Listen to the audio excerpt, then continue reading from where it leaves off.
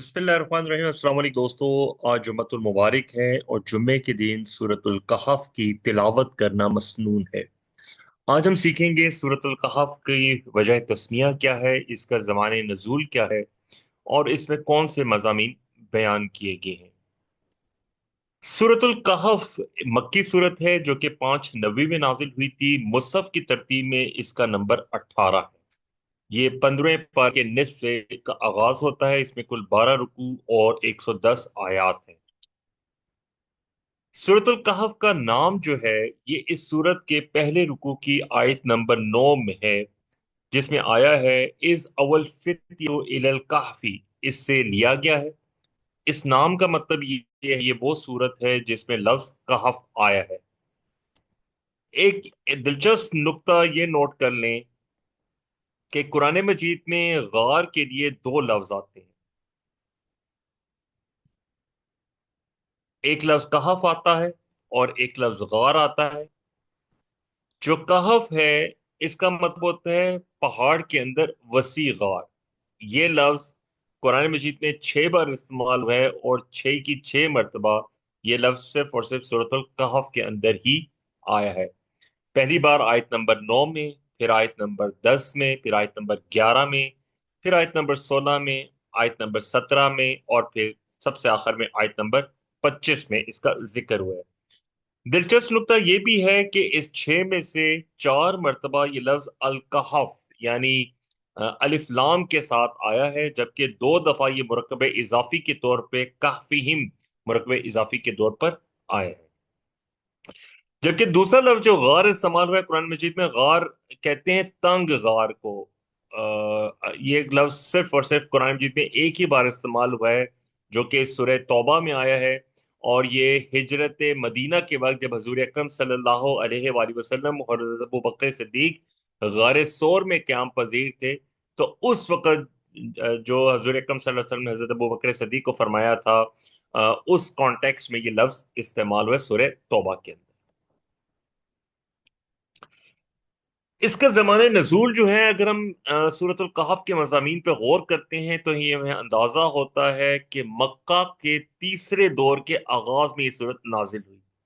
यानी ये हिजरत हबशा से नाजिल हुई है। ये वो दौर था जबकि कुफार मक्का ने जुल्म सितम और मुज़ाहमत तो शुरू कर दी थी, लेकिन अभी तक उनके जुल्म सितम और मुज़ाहमत की वजह से हिजरत हबशा नहीं हुई थी। इस वक्त जो मुसलमान सताए जा रहे थे उनको असहाब कहफ का किस्सा पर्टिकुलरली सुनाया गया था, ताकि उनकी हिम्मत बंधे और उन्हें मालूम हो कि अहले ईमान अपना ईमान बचाने के लिए इससे पहले क्या कुछ कर चुके हैं। अगर हम इसके मजामीन पे गौर करें तो शुरू की चंद आयात जो हैं, आयत नंबर 1 से 8, वो तमहीदी आयात हैं जिसमें नज़ुल कुरान का मकसद वाज़ेह किया गया है।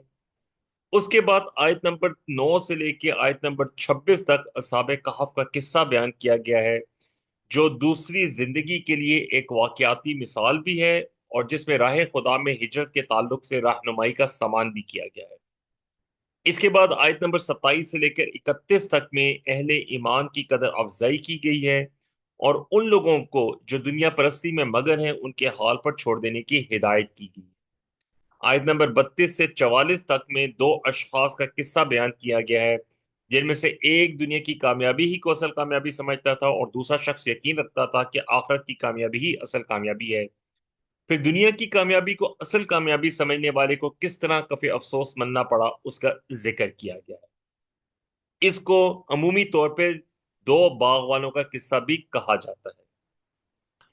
इसके बाद आयत 45 से 49 में दुनिया की चंद रोजा जिंदगी की बहार को एक मिसाल के जरिए वाज़ेह करते हुए क्यामत के दिन की पेशी का नक्शा खींचा गया है और नेक अमाल को नतीजा खेज और बायसे अजर करार दिया गया है। इसके बाद आयत 50 से 59 में हजरत आदम और इब्लीस का किस्सा मुख्तसरन बयान करते हुए मुशरिकीन की जहनीत और कुरान के ताल्लुक से उनके रवैये पर गिरफ्त की गई है। इसको किस्सा आदम और इब्लीस भी कहते हैं। यहाँ पे एक और दिलचस्प नुकता नोट कर लीजिए कि किस्सा आदम और इब्लीस कुरान मजीद में 7 मरतबा आया है और उन 7 में से एक मरतबा ये सूरह कहफ में भी आया है। اس کے بعد آیت نمبر 60 سے لے کے 82 تک میں حضرت موسیٰ علیہ السلام کے سفر کے واقعات پیش کیے گئے ہیں، جن میں حکمت الہی کے بعض اسرار بے نقاب کیے گئے ہیں، جن سے ہمیں یہ رہنمائی ملتی ہے کہ دنیا میں جو بے شمار واقعات پیش آتے ہیں ان کے صرف ظاہری پہلو کو دیکھ کر کوئی فیصلہ کن رائے قائم کرنا صحیح نہیں۔ ان واقعات کے پیچھے اللہ کی حکمتیں اور مصلحتیں کار فرما ہوتی ہیں، جن کا علم انسان کو نہیں ہوتا، اور وہ اپنے ناقص علم اور جلد بازی کی بنا پر ان کی غلط توجہ کر بیٹھتا ہے۔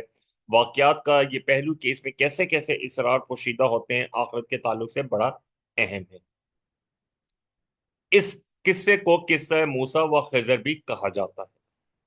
اس کے بعد آیت 83 سے 101 تک ایک اہم سوال کے جواب میں حضرت ذوالقرنین کا قصہ بیان ہوا ہے۔ اس قصے میں حضرت ذوالقرنین کے کردار کا یہ پہلو خاص طور پہ بیان کیا گیا ہے کہ کس طرح جب اللہ تبارک و تعالیٰ نے ان کو ہر قسم کے مال و اسباب سے نوازا، اقتدار سے نوازا، تو انہوں نے اپنے اقتدار کو خدا سے ڈرتے ہوئے اور آخرت کی جواب دہی کے احساس کے تحت استعمال کیا۔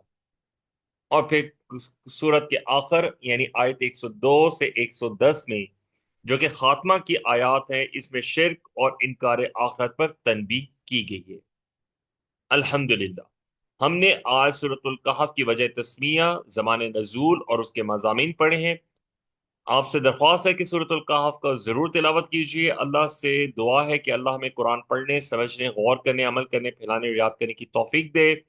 آپ سے درخواست ہے کہ یوٹیوب چینل اسٹوڈنٹس آف قرآن مجید کو سبسکرائب کیجیے، اس کو شیئر کیجیے، تاکہ آئندہ بھی آپ تک قرآن مجید سے متعلق اہم اور معلوماتی ویڈیوز ملتے رہیں۔ سبحانک اللہم و بحمدک، نشہد ان لا الہ الا انت، نستغفرک و نتوب الیک۔ السلام علیکم ورحمۃ اللہ وبرکاتہ۔